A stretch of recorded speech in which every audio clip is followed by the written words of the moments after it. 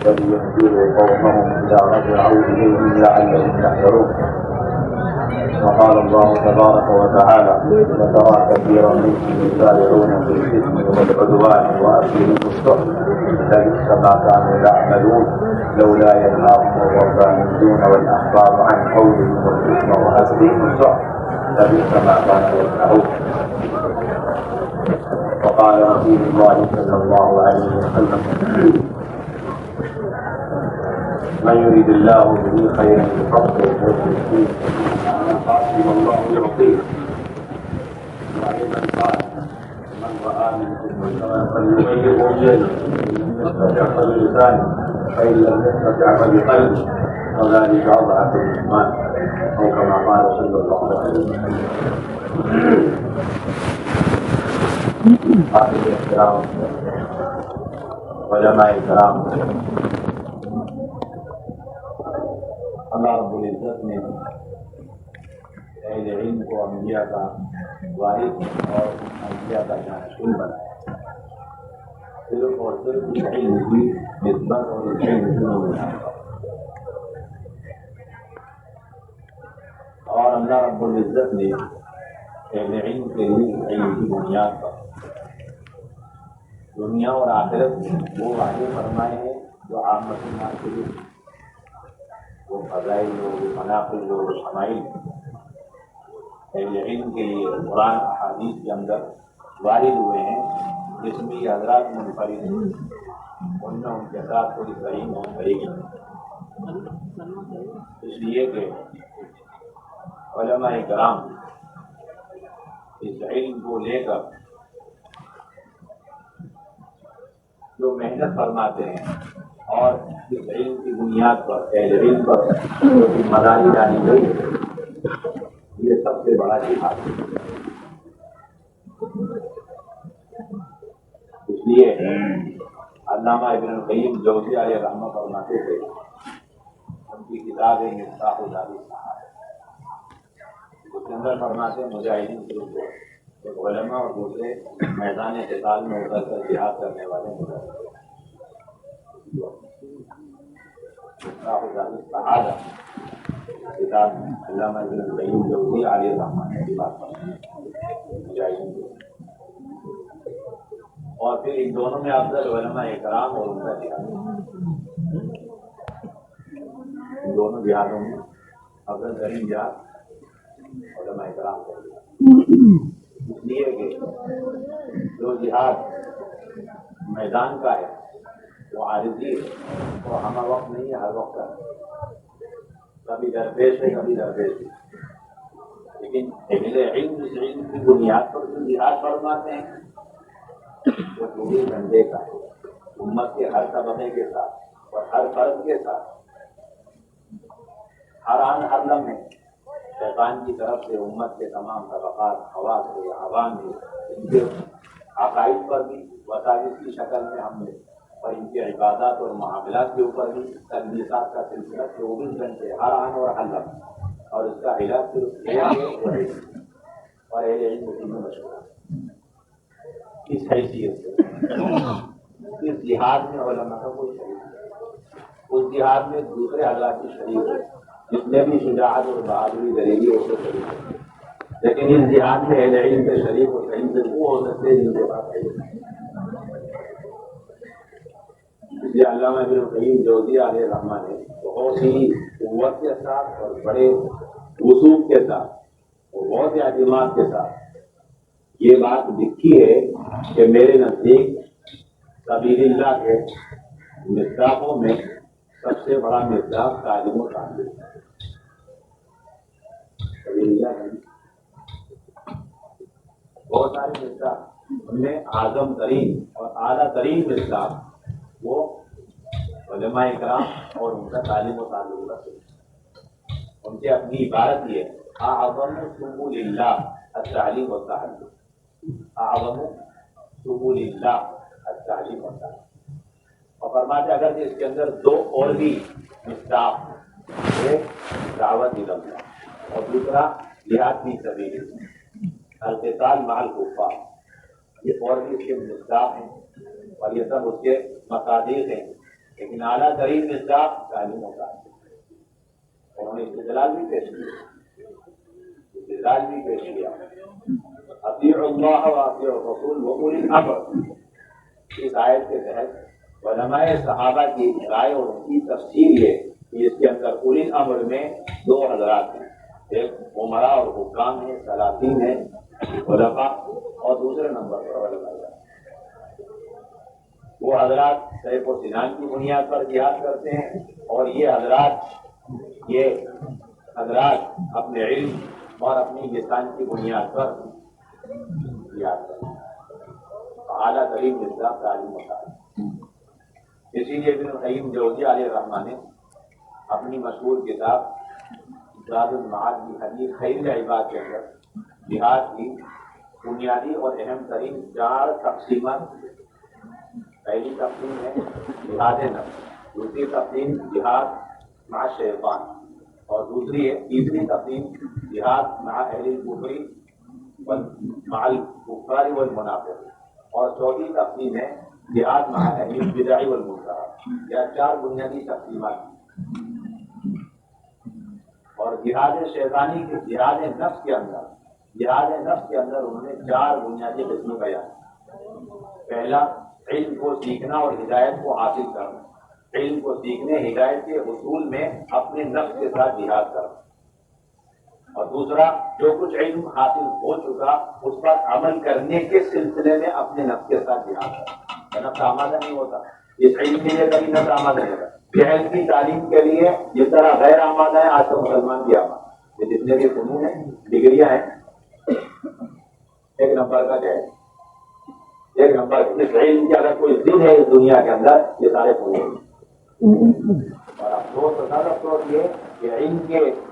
سیکھنے سکھانے کے لیے علمی مراکز اور مدارس بہت کم پیمانے کا مقدار ہے، اور جہل کے مراکز اور جہل کی تعلیم و تعلم کے لیے انگنت اور لامحدود کالج اور یونیورسٹی، یہ خود تنزلی اور انتہائی کمزوری کی بات ہے۔ جہل کے لیے اتنے سارے انتظام، اتنی ساری شکل جس پر کوئی بات نہیں، اور مسلمانوں کو یہ وہم الگ ہو گیا کہ چلیے آپ کے پاس علم ہے تو ہمارے پاس فن ہے، آپ کے پاس فن، اس کا مطلب ہے کہ آپ اس فن کو لے کر علم کا مقابلہ کر رہے ہیں، اور جو کچھ شمائل اور فضائل اس علم پر وارد ہوئے آپ اس کو اپنے اس فن اور جہل پر منتقل کرنا چاہتے ہیں۔ غلط فہمی سے امت کو نکالنا ہے۔ آپ جو کچھ پڑھا رہے ہیں ایک نمبر کا جہل، اس میں کوئی بات نہیں، اس کا احساس پیدا کرنا عامت الناس کے اندر بھی اور اپنے طلبہ عزیز کے اندر بھی۔ جو بھی طالب علم ہم سے منسلک ہے، ہم سے متعلق ہے، تعلیم و تعلق کے اعتبار سے اس کی دل کی گہرائی میں بات ہوتا ہے کہ جو کچھ بات ہے صحیح بات۔ کوئی دوسری بنیادی خدمت، علم کو سیکھنا، نفس کے ساتھ ایک کیا، پھر سیکھ کر اس پر عمل کرنا دوسرا کیا، اور پھر اس کے بعد اسے عامت الناس کو سکھلانا، یجاہد نفسہ فی تعلیم من لا یعلم۔ جو لوگ اس علم سے غافل ہیں، جاہل ہیں، ان کو یہ علم سکھلانا، اس سلسلے میں اپنے نفس کے ساتھ جہاد کرنا۔ نفس اس لیے آمادہ نہیں ہوگا،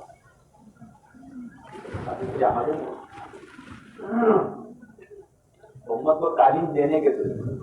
اور فرماتے ہیں اگر آپ نے امت کو تعلیم دی،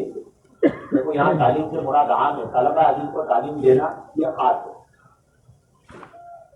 یہاں جو بار بار تعلیم کو سبیل اللہ کا اعظم ترین اور سب سے بڑا حصہ قرار دیا جا رہا ہے، وہ صرف اور صرف طلبہ عزیز کی تعلیم و تعلیم کے اندر منحصر نہیں ہے۔ آپ کو یہ بات اچھی طرح معلوم ہونی چاہیے کہ ہم طلبہ کو پڑھا رہے ہیں، اور امت کا 95 نہیں 99 طبقہ وہ غافل علم سے ان کو نہیں پڑھایا گیا، تو ہم نے تعلیم کا حق ادا کر لیا، نہیں آپ نے تعلیم کا حق ادا نہیں۔ تعلیم بے شک دے رہے ہیں، لیکن طلبہ کو دے رہے ہیں، طالبین کو دے رہے ہیں، اور جو بے طلب امت کا طبقہ ہے آپ انہیں تعلیم بھی دے رہے ہیں، اور آپ کے لیے فضائل اس وقت مکمل طور پر آپ کے لیے حاصل ہو سکتے ہیں جب آپ طالبین اور غیر طالبین دونوں طبقوں کو برابر توجہ کے ساتھ تعلیم دینے کی، اس کے علاوہ جہل کا کوئی علاج نہیں ہے ہمارے، اور علم محسوس ہو جائے اور جہل غالب ہو جائے۔ ابن قیم جوزیہ علیہ الرحمہ نے جو تیسری قسم جہاد نفس کی فرمائی بولی ہے، المجاہد نفسہ فی تعلیم من لا یعلم، یہ نہیں کہا فی تعلیم طالب علم، جتنے بھی امت میں من عام ہے، کلمہ گھما دے آپ کے یہاں کلمہ ابہام، جتنے بھی امت کے اندر مرد عورت جوان بوڑھے امیر غریب تاجر کاشتکار جتنے بھی قسم کے لوگ اس علم سے غافل جائیں ان کو دین سکھلانے کے سلسلے میں نفس کا جہاد تھا۔ اگر آپ نے ایسا نہیں کیا تو پھر سخت ترین بھائی کتمان علم ہے، چنانچہ فرماتے وَإِلَّا كَانَ مِنَ الَّذِينَ يَكْتُمُونَ مَا أَنزَلْنَا مِنَ الْبَيِّنَاتِ وَالْهُدَىٰ مِن بَعْدِ مَا بَيَّنَّاهُ لِلنَّاسِ فِي الْكِتَابِ أُولَٰئِكَ يَلْعَنُهُمُ اللَّهُ وَيَلْعَنُهُمُ اللَّاعِنُونَ۔ اور اتنے پر اکتفا نہیں کرتے، آگے فرماتے ہیں اس کا نتیجہ یہ ہوگا کہ وَلَا يَنفَعُهُ عِلْمُهُ، یہ علم جس کی ہم امت کو تعلیم نہیں دے رہے ہیں یہ صاحب علم کے حق میں بھی نافع اور نفع بخش نہیں رہے گا۔ وَلَا يَنفَعُهُ عِلْمُهُ، ابن قیم جوزیہ علیہ الرحمہ کی اپنی عبارت زاد المعاد کی حدیث ہے، اور آگے فرماتے ہیں کہ وَلَا يُنْجِيهِ مِنْ عَذَابِ اللَّهِ، یہ علم صاحب علم کو اللہ کے عذاب سے نجات نہیں دلاتا۔ اگر تعلیم کا سلسلہ نہیں، امت کے تمام طبقات کو تعلیم میں ہم نے مشغول نہیں کیا اور امت دین اور علم سیکھنے میں ہمارے ساتھ مشغول نہ ہوئی، اس کے نتیجے میں جہل میں مبتلا ہو کر اور پھر وہ جہالت عام ہو کر اس کے نتیجے میں سارے منکرات وجود میں آئے اور اس کی بنیاد پر اللہ تعالیٰ کی طرف سے عذابات کا سلسلہ اور عذابات کا نزول ہوا، تو جس طرح وہ منکرات میں مبتلا حضرات اس عذاب سے نجات حاصل نہیں کر سکتے، اسی طرح وہ حضرات بھی اس عذاب سے نجات نہیں پا سکتے اپنے علم کی بنیاد پر جنہوں نے ان کو تعلیم دی، جنہوں نے ان کو تعلیم۔ اور پھر چوتھی بات کہ تعلیم و تعلم اور اس علم کے حصول اور اس علم کو امت تک پہنچانے میں جو تکالیف اور ناگواریاں ہیں اسے اللہ کے لیے برداشت کرنا اور نفس کو اس وقت آمادہ کرنا، ان یجاہد نفسہ فی تحمل الشدائد والمشاق التي تأتي علیہ اثناء التعلیم، یہ تعلیم و تعلم کے دوران جو تکالیف ناگواریاں مزاج کے خلاف طبیعت کے خلاف مختلف اجناس سے مختلف طبقات ہیں انہیں تعلیم دینے میں جو ناگواریاں ہیں اسے اللہ کے لیے برداشت ہے، ہماری بنیادی ذمہ ہے۔ یاد رکھ کے 4 قسم، اور اس کو حضرت تھانوی علیہ الرحمہ نے اعلیٰ ترین جہاد قرار دیا، جہاد نفس کو مجاہد نفس کو تمام اصولیین اور اہل اللہ نے اعلیٰ ترین جہاد قرار دیا۔ حتیٰ کہ ثانی علیہ رحمہ فرماتے بیان قرآن کے اندر کہ بے شمار اہل اللہ اور اولیاء اللہ ایسے ہیں، علماء ربانی بھی ہیں اور ربانیین ایسے ہیں کہ جنہوں نے کبھی بھی میدان قتال کا انہوں نے سامنا نہیں کیا، کبھی اترے نہیں، اس کے باوجود بھی وہ شہداء کے اعلیٰ درجے پر فائز ہیں، لیکن یاد ہے اعلیٰ بنیادی جہاد، ایک تو جہاد نفس ہے، دوسرا جہاد شیطانی ہے، اور تیسرا ہے جہاد مع الکفار والمنافقین فی المیدان۔ اور اس میں اصل اصولیین نے جہاد نفس کو قرار دیا، دوسرا نمبر کا جہاد جہاد شیطانی، تیسرا نمبر کا جہاد، اور جو شخص جہاد نفس سے فائز نہ ہوا وہ جہاد شیطانی میں ناکام رہے، اور جو جہاد شیطانی میں کامیاب نہیں ہوا وہ باہر میدان میں اتر کے کفار کے ساتھ جہاد نہیں کرتا۔ یہ ہماری بنیادی ذمہ داری ہے، امت کے ہر طبقے کو تعلیم دے، یہ ہماری انبیاء علیہ السلام کے وارثین ہونے کی حیثیت سے ہماری بنیادی ہے۔ اپنی تعلیم کو سب سے پہلے ہماری ذمہ داری ہے کہ ہم توسیع دیں اور اپنے تعلیم کے اندر امت کے تمام طبقات کو شامل کریں اور داخل کریں۔ اس میں کوئی شک نہیں کہ مدارس کا سلسلہ ہے اور اس کے اندر فنون کی بڑی گہرائی کے ساتھ تعلیم کا ایک عمومی سلسلہ ہے، لیکن جس طرح اس کی اہمیت ہے اس کے ساتھ ساتھ اس بات کا انکار نہیں کیا جا سکتا کہ اس کی افادیت طالبین کے حد تک محدود ہے، غیر طالب اس سے مستفید ہے۔ اور حضور اکرم صلی اللہ علیہ وسلم کا تعلیم کا سلسلہ یہ تھا کہ جس طرح طالبین کو آپ صلی اللہ علیہ وسلم نے خصوصیت کے ساتھ تعلیم دی اور ان کو علم کے اونچے درجات پر آپ نے پہنچایا اور اپنا جانشین بنایا، اس طرح آپ صلی اللہ علیہ وسلم کا یہ بھی سلسلہ تھا کہ امت کا عام سے عام طبقہ وہ آپ کی صحبت میں آ کر اور مسجد النبوی میں پہنچ کر کے جس وقت چاہے عقائد کا علم حاصل کرے، جس وقت چاہے فروعیات کا علم حاصل کرے، عملاً علم حاصل کرے، صحبت کے ذریعے سے علم حاصل کرے، اس میں کتاب اور نصاب کی کوئی شکل نہ ہو۔ یہ کتاب کی نصاب تو طالبین کے لیے ہے، مدرسے کی چار دیواری میں مفید۔ جو عامت الناس ہے، تاجر ہے، کاشتکار ہے، ملازم ہے، وہ تو چلتے چلتے اٹھتے بیٹھ کے آپ سے پوچھیں گے بھائی صاحب وہ ہم دن کر رہے ٹھیک ہے، ہمارے گھر میں امتحان ہوا، وہ میرا کیسے تقسیم کرنا ہے، اور میرے پاس اتنا مال ہے اس سے زکات کیسے نکالنا ہے۔ پر وقت ان کو اس میں قیل قال نہیں کرنا ہے، کیا نہیں کرنا، وہ قیل قال وہ ہمارے مخصوص ماحول کے اندر رکھنا چاہیے، کیونکہ اختلافات کا ذکر بھی نہیں آنا چاہیے ایسے لوگوں کے ساتھ، وہ اپنے مخصوص ماحول میں، تو متبحرین کو تیار کرنے کے لیے مخصوص ماحول میں مخصوص انداز میں چار دیواری میں تفصیل عامت الناس ان کو اس کی ضرورت ہی نہیں، اس کے مکلف بھی نہیں، اس کی ضرورت بھی نہیں، اس کے مکلف بھی نہیں، ان کے سامنے باتیں ایک ہی دو اور بھی نہیں آنے چاہیے، ان کے سامنے ایک ہی بات ہے، آپ کا یہ مسئلہ ہے، آپ کا یہ حل ہے، آپ اس پر عمل کرو۔ حضور صلی اللہ علیہ وسلم کا یہ طرز تعلیم رہا، کبھی بھی کوئی بھی شخص آ گیا اور حضور سے علم حاصل کرنا چاہے اور وہ معلوم کرنا چاہے، آپ ہم تن اس کی طرف متوجہ ہو کہ اپنی ذات سے تعلیم دیا کرتے، اس کی ترجیح دیا کرتے، اس لیے کہ ایک ہوتا ہے زبائد کا علم اور ایک ہوتا ہے امت کے اندر سے جہل کو ختم کرنے کے لیے فرائض کی تعلیم کی اہمیت زبائد کی تعلیم سے زیادہ، جتنا اہل علم زبائد کے مقابلے میں فرائض کی تعلیم کی طرف متوجہ ہوں گے اتنا امت کا عام طبقہ جہل سے نکلے گا۔ اس کی مثالیں سیرت میں کئی بھی مثالیں بھی ملتی ہیں کہ آپ صلی اللہ علیہ وسلم اردو سیکھ رہے ہیں، بخاری شریف کتاب العلم ہے، تیسرا ترجمہ الباب باب من رفع صوته بالعلم، کہ ضرورت پڑ جائے آواز بلند کرنے کی تعلیم و تعلم کے سلسلے میں تو آواز بلند کر سکتے ہیں مسنون ثابت ہو، اور اس کے نیچے جو واقعہ ہے وہ وضو اور وضو کے اندر پاؤں دھونا اور ایڑی جو خشک ہو گئی ہے اس کی تعلیم دینا کہ کس طریقے سے وضو کے اندر پاؤں کو دھونا چاہیے۔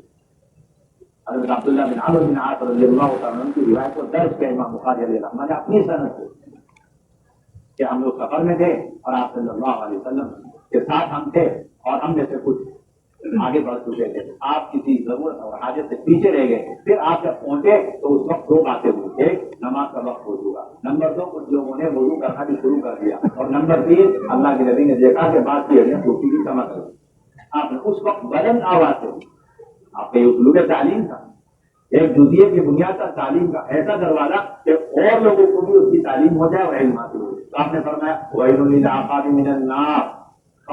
فَنَادَى بِأَعْلَى صَوْتِهِ، یہ امام بخاری کا مستدل باب من رفع صوته بالعلم، یہ تطبیق کے لیے یہ ہے اصل مطلب، آپ نے بلند آواز سے فرمایا تاکہ سب کو یہ علم ہو جائے کہ ایڑیاں خشک نہیں ہے، بال برابر ہے، یہیں سے ہم نے استنباط کیا کہ بال برابر وضو کے اعضاء خشک نہیں رہنے چاہیے، یہیں سے یہ بھی استنباط ہوتا ہے کہ آپ صلی اللہ علیہ وسلم نے سفر میں اپنی صحبت سے رکھ کر کس طریقے سے وضو جیسی بنیادی اور مہمات الدین کی تعلیم دی۔ آپ مدین میں تشریف آپ کا ایک مستقل مصنون طریقہ امت کو تعلیم دینے کا کہ آپ نے ان کے لیے مستقل جو جگہ بنائی عام حالات میں، تو مسجد کے ماحول کو آپ نے تعلیم گاہ بنایا، تربیت گاہ بنایا، فتوا گاہ بنایا، کیا بنایا؟ امام بخاری علیہ الرحمہ نے اس کی وضاحت کے لیے بہت قریب باب قائم کیا کتاب العلم کا، باب ذکر العلم والفتیہ فی المسجد، باب ذکر العلم والفتیہ فی المسجد، کہ مسجد کے اندر تعلیم و تعلم کا سلسلہ اور مسجد کے اندر فتوے کے لینے اور دینے افتاء اور استفتاء کا سلسلہ، اس پر مستقل باب امام بخاری علیہ الرحمہ نے۔ ایک صاحب آتے ہیں اور فرماتے عرض کرتے ہیں یا رسول اللہ صلی اللہ علیہ وسلم آپ ہمیں سکھلائیں تعلیم دیں کہ ہمیں احرام کہاں سے یعنی مواقع الحج کی آپ تعلیم دیں، من این تأمرون ان نحل یا رسول اللہ، آپ صلی اللہ علیہ وسلم نے فوراً بغیر کسی تاخیر کے ارشاد فرمایا کہ یحل اہل المدینہ من ذی الحلیفہ ویحل اہل الشام من الجحفہ ویحل اہل نجد من القرن، فقال ابن عمر ويزعمون ان رسول الله صلى الله عليه وسلم قال ويهل اهل اليمن من يلملم ولم ابقى هذا من رسول الله صلى الله عليه وسلم۔ علامہ عینی اور ابن حجر دونوں متفقہ طور پر یہ بات فرماتے ہیں کہ اس حدیث کا ترجمہ الباب سے جو مطابقت ہے بالکل ظاہر اور واضح ہے، اس حیثیت سے کہ ان سے آپ کا سوال اور جواب سب کچھ مسجد میں تھا اور آپ کا جواب دینا وہ بھی مسجد میں تھا۔ کسی سے علم کا سلسلہ لانا اور فتنہ اور استفتاء کا مسجد کے اندر ہونا مصنون ہے، اس پر استدلال ہو قیامت کے لیے امام بخاری نے مسئلہ بات ہے۔ آپ کے حوالے کی وجہ سے یہ تعلیم و تعلم کے سلسلے باہر نکل گئے، جیسا کہ مولانا یاسر رحمۃ اللہ علیہ کا ملفوظ ہے، حوادث زمانہ نے تعلیمی سلسلے کو مساجد سے باہر کر دیا۔ حوادث زمانہ نے تعلیمی سلسلے کو مساجد سے باہر کر دیا۔ حوادث زمانہ بہت باریک بات حضرت مولانا یاسر رحمۃ اللہ علیہ، ہماری کوشش ہے دوبارہ بہت مبارک قابل مبارک یہ مدارس کے اندر اساتذہ اور پھر طلبا اور سارے انتظامات اور کتاب اور نصاب اور ماہرین فن کو تیار کرنا یہ کم سے کم فرض عین کا درجہ ہے، فرض کفایہ کا درجہ ہے۔ ایسے ماہرین کو تیار کرنا فرض کفایہ کا درجہ کہ ایسے علماء ماہرین فقہ میں تفسیر میں حدیث میں وہ تیار کیے گئے ہر شہر کے اندر ہر علاقے میں۔ اس کے ساتھ ساتھ ایک ہے فرض کفایہ کا درجہ ہے کہ جس طرح ان طالبین کو تیار کرنے کے لیے مدارس کے اندر کا سارا نظام اسی طریقے سے امت کے 95 جو طبقہ ہے 95% طبقہ ہے اور مکلف ہے، بالغین کا طبقہ ہے، شرعاً و مکلف ہے، علم کے وہ محتاج ہیں، ان کے تعلیم و تعلم کے لیے مساجد کی سطح پر اہل علم کا ایسا طبقہ جو اپنے تمام دینی اور دینی خدمات میں سے تھوڑا سا جو خالی کر کے مسجد میں بیٹھ کر ان امت کے طبقات کو اپنی صحبت میں رکھ کر کے ضرورت کا علم بر وقت اور درجہ دے، چھنا ہوا علم ان کو دے۔ آپ صلی اللہ علیہ وسلم مسجد میں تشریف فرمایا خطبہ دے رہے ہیں اور ایک صاحب منبر پہ دروازوں پہ کھڑے ہو کر کے ایک عربی وہ یہ کہتے ہیں علمنی یا رسول اللہ، صلی اللہ علیہ وسلم نے ان کے ساتھ کیا برتاوا کیا، کیا معاملہ فرمایا؟ کیا آپ نے یہ فرمایا کہ آپ خاموش ہو جائیں؟ آپ نے یہ فرمایا کہ آپ شریک ہو جائیں اس مجلس علم کے اندر، یہ ساری جو ہے جاری و ساری مجلس کے اندر آپ شریک ہو جائیں؟ یا آپ نے اتنا فرمایا کہ ویٹنگ روم میں ذرا سا باہر انتظار کر؟ آپ نے کچھ نہیں فرمایا۔ آپ نے جو روایت کے اندر کرا ہے اور آپ نے اپنا خطبہ فوراً مار آپ نے موقوف کر دیا۔ اور دوسری بات روایت میں انس عن المنبر کیا صلی اللہ علیہ وسلم منبر سے نیچے تھے۔ اور تیسری بات یہ کہ آپ صلی اللہ علیہ وسلم خود چل کر دروازے تک گئے اور وہاں آپ کے لیے کرسی لگائی گئی جس کے پائے لوہے کے تھے۔ فبدأ ان يعلمهم بما علمه الله، پھر آپ صلی اللہ علیہ وسلم نے ان کو ان کی ضرورت کا سارا علم دلایا جو بھی وہ سوال لے کر کے آئے، اور پھر آپ دوبارہ واپس تشریف لائے۔ صحابہ اس وقت تک مجلس میں بیٹھے ہوئے منتظر ہیں، آپ منبر پہ تشریف فرما ہوئے، پھر آپ صلی اللہ علیہ وسلم نے اپنی بات مکمل فرمائی۔ ہم سب آگے کریں مساجد انشاءاللہ ہم وقت کو تاریخ کریں گے، صبح کا وقت، دوپہر کا وقت، شام کا وقت اور امت کے تمام طبقات کی تعلیم کا اہتمام کریں گے۔